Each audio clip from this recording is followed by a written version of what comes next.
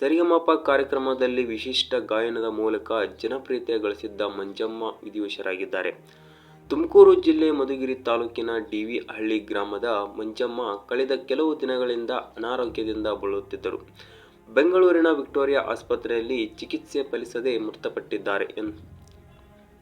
G Kannada ಸರಿಗಮಪ ಕಾರ್ಯಕ್ರಮದಲ್ಲಿ ಮಧುಗಿರಿಯ ಅಂಧ ಸಹೋದರಿಯಾದ ಮಂಜಮ್ಮ ಹಾಗೂ ರತ್ನಮ್ಮ ಜೋಡಿಯಾಗಿ ಹಾಡುತ್ತಿದ್ದರು. ಕಡು ಬಡತನದಲ್ಲಿದ್ದ ಈ ಸಹೋದರಿಯರು ದೇವಸ್ಥಾನದಲ್ಲಿ ಹಾಡುಗಳನ್ನು ಹಾಡಿ ಹಣ ಸಂಗ್ರಹಿಸಿ ಬದುಕು ನಡೆಸುತ್ತಿದ್ದರು. ಈ ಅಂಧ ಸಹೋದರಿಯ ಹಾಡನ್ನು ಯಾರೋ ಸಾಮಾಜಿಕ ಜಾಲತಾಣದಲ್ಲಿ ಪೋಸ್ಟ್ ಮಾಡಿದ್ದರು. ಮಂಜಮ್ಮ ಹಾಗೂ ರತ್ನಮ್ಮ ಹಾಡುಗಳು ಸೋಷಿಯಲ್ ಮೀಡಿಯಾದಲ್ಲಿ ಸಖತ್ ವೈರಲ್ ಆಗಿದ್ದು, ಸಂಗೀತ ಕ್ಷೇತ್ರದ ವಿಶೇಷ ಕಾರ್ಯಕ್ರಮವಾದ ಸರಿಗಮಪ ತಂಡಕ್ಕೆ ತಲುಪಿತ್ತು. ಬಳಿಕ ತಂಡದ ಸಹಾಯ ಪಡೆದ ಸರಿಗಮಪ ವೇದಿಕೆ ಬಂದ ಮಂಜಮ್ಮ ಹಾಗೂ ರತ್ನಮ್ಮ ಎಲ್ಲ ರೀತಿಯ ಹಾಡುಗಳನ್ನು ಹಾಡಿ ಜನರಿಂದ ಮೆಚ್ಚುಗೆ ಪಡೆದಿದ್ದರು.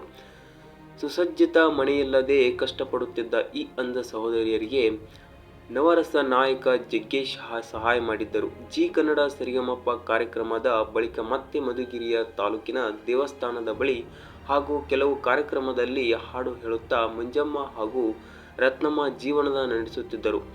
ಆದರೆ ಇತ್ತೀಚೆಗೆ ಮಂಜಮ್ಮ ಅನಾರೋಗ್ಯ ಹೆಚ್ಚಾಗಿತ್ತು. ಸ್ಥಳೀಯ ಆಸ್ಪತ್ರೆಯಲ್ಲಿ ಚಿಕಿತ್ಸೆ ನೀಡಿದರೂ ಸಹ ಯಾವುದೇ ಪ್ರಯೋಜನವಾಗಿಲ್ಲ. ಬಳಿಕ ಕೂಡಲೇ ಬೆಂಗಳೂರಿನ ವಿಕ್ಟೋರಿಯಾ ಆಸ್ಪತ್ರೆಯಲ್ಲಿ ದಾಖಲಿಸಲಾಗಿತ್ತು.